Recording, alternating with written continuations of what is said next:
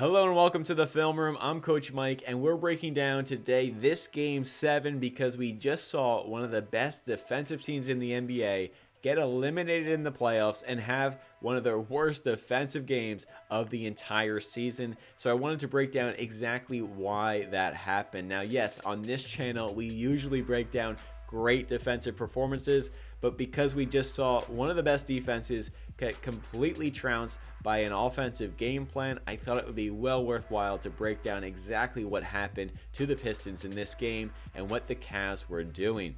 But before we understand what the adjustments were in Game 7, to appreciate it, we have to go back to Game 6 and see the changes that they made between 6 and 7. And we can see it really from the first play, opening up Game 6 right here. The Cavs do this little fake get action for Harden, but instead it's going to be a zoom action for Mitchell, who's being guarded by Ausar Thompson. So you can see a down screen into a handoff here for Mitchell, and Ausar just does a great job of blowing that up. So even though Ausar is guarding Mitchell, they want to run all this action to try and get him a touch, try and get him freed up, but it results in an offensive foul going the other way by Mitchell.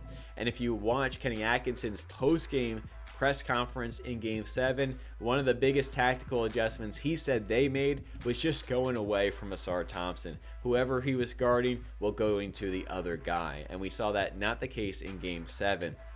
The other thing we saw in Game 7 was that clearly the Cavs knew they wanted to attack Tobias Harris, but they did it primarily with Evan Mobley, his primary matchup. And so we saw a lot of early isolations for Mobley against Harris with pretty mixed results. We saw the bucket there. In this play, we see another ISO for Mobley against Harris, but he misses the fadeaway here. So mixed results, and I don't think in a Game 7 you truly want to rely on Evan Mobley isolation attempts to be what determines the fate of your season. The last thing, and this is the biggest change that we saw between 6 and 7, and this was huge, was what they did in isolation. So the Cavs in Game 6, when they had an isolation, you can see Harden is preparing for a late clock isolation. Strus cutting along the baseline, but he's going to stop, immediately go to the other side, realizing it's an isolation, because the Cavs want an empty side isolation attempts for Harden and Mitchell in Game 6. And what you can see is that allowed Detroit to really load up against those star players. So Duran coming all the way across the paint to really wall off that paint. Ausar Thompson able to help the helper and get to the dump off pass in Allen. And now Harden has to hit, which he does, this really tough shot. But Detroit does a good job of keeping them out of the paint. Again, here you can see clear outside for those isolations, but that allows Detroit to really load up the box. And Cleveland really struggled all series long to score consistently in the paint, and this is one of the main reasons how Detroit was able to load up and protect the paint in those empty side isolations. Again, we saw 2 go, but it wasn't a consistent diet of success. You can see here again, empty side isolation for Harden, help side comes, crackdown comes, and it's just limit your option as a playmaker as Harden here to throw one pass to a great shooter. This pass is really hard to make because of the vision and hands you're being faced with. So you kind of have to play out and rely on the other players to beat rotations out of it. And that's just not going to be consistent. If you're the Cavs, you want to have your playmakers be Mitchell or Harden, whereas because we're having empty side isolations, these guys either have to go score one-on-one from mid-range or 3-point or play out of it, and now you're relying on your other guys to make plays out of rotations. And that's not something you want to rely on in Game 7.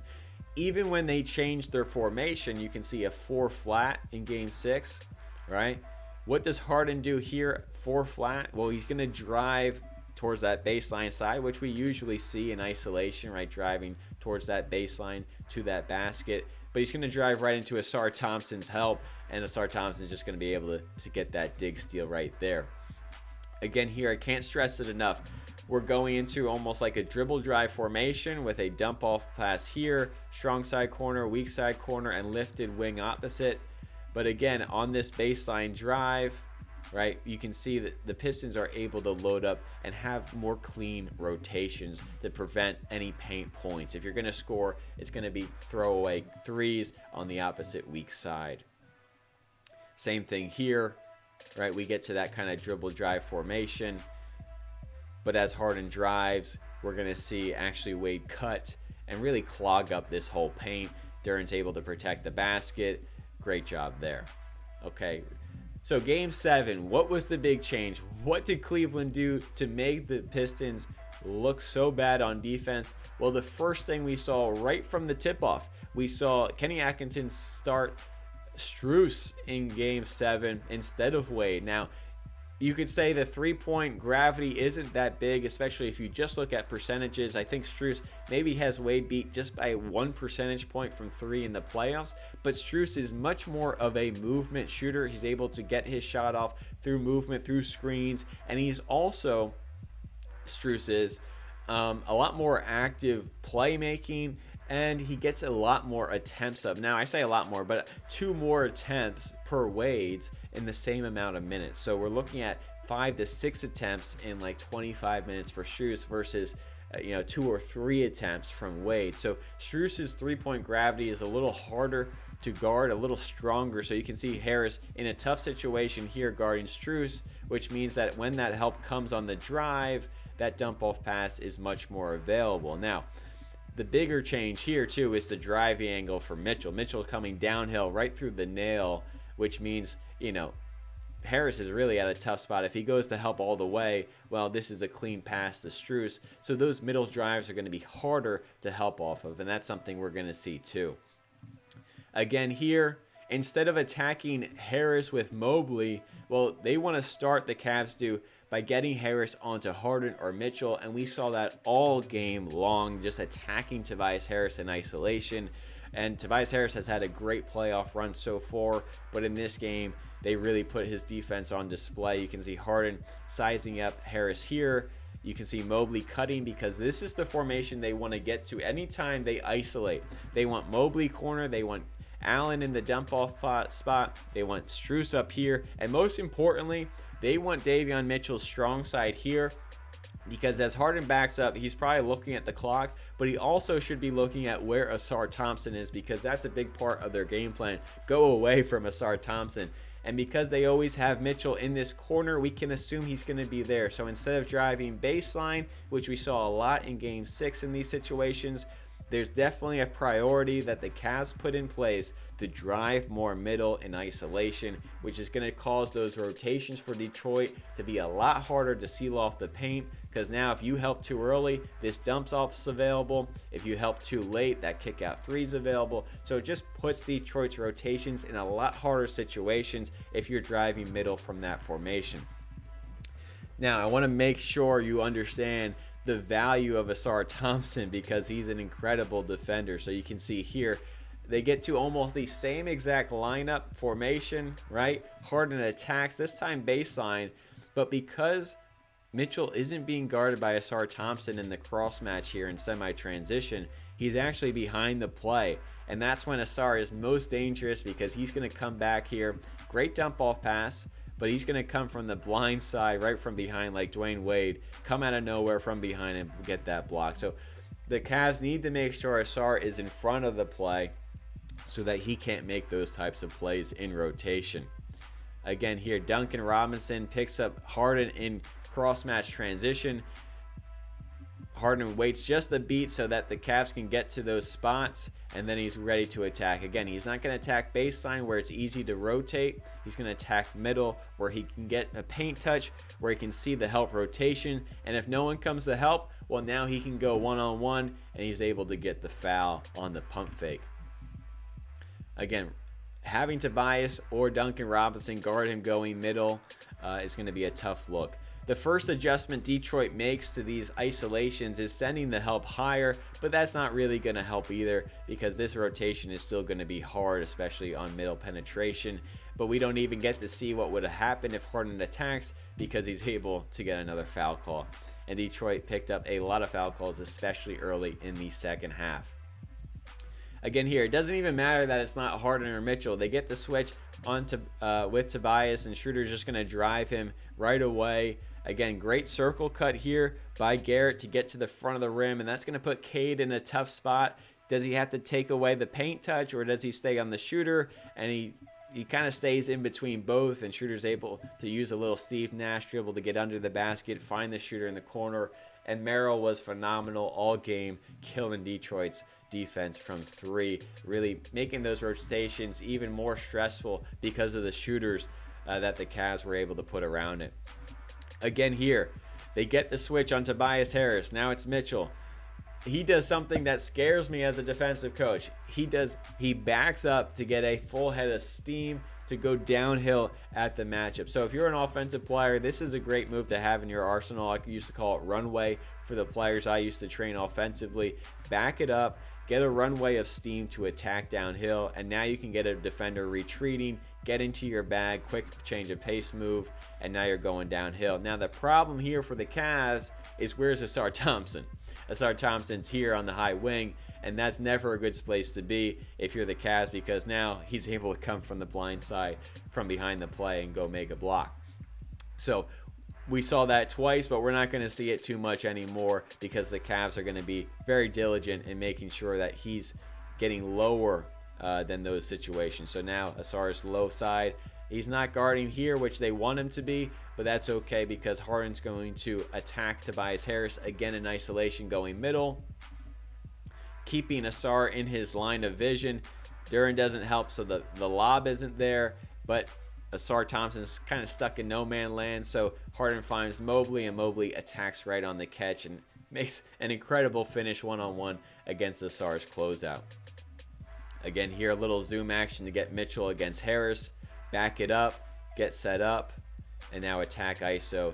Again, where is Mitchell attacking on these isolations? He's not attacking baseline where it would be easier to rotate. He's attacking middle. So Harden, Mitchell setting Tobias Harris up as much as they can to get these middle touches, because those are a lot harder to guard for the defense. Again, this is exactly why. Like, if you step to help on a middle drive, well, this guy's Ausar Thompson's in a really tough spot. Even as the best defender maybe in the league, he's in a tough spot because Mitchell's got clear vision this way. He's got clear vision this way.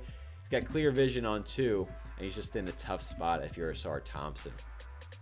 So that's really been the game plan here. Like, the Cavs have unlocked paint touches, not because of just a shift in formation, but a shift in priority, getting those middle drives, attacking middle penetration to get one-on-ones, to get Detroit in tough rotations to find paint points or kick out threes. Hey, this is the halfway point in the video, and I wanted to let you know about the Lockdown Academy, because if you're serious about defense, well, I've been studying it, I've been coaching it, I've been training it for over a decade, and the Lockdown Academy is my all-in-one platform for training and developing elite defenders. It has workout programs, film sessions, drills, progressions, and more. Everything you need to become an elite defender. So if you're serious about your defense and want to transform this offseason, well, check out the Lockdown Academy in the link below.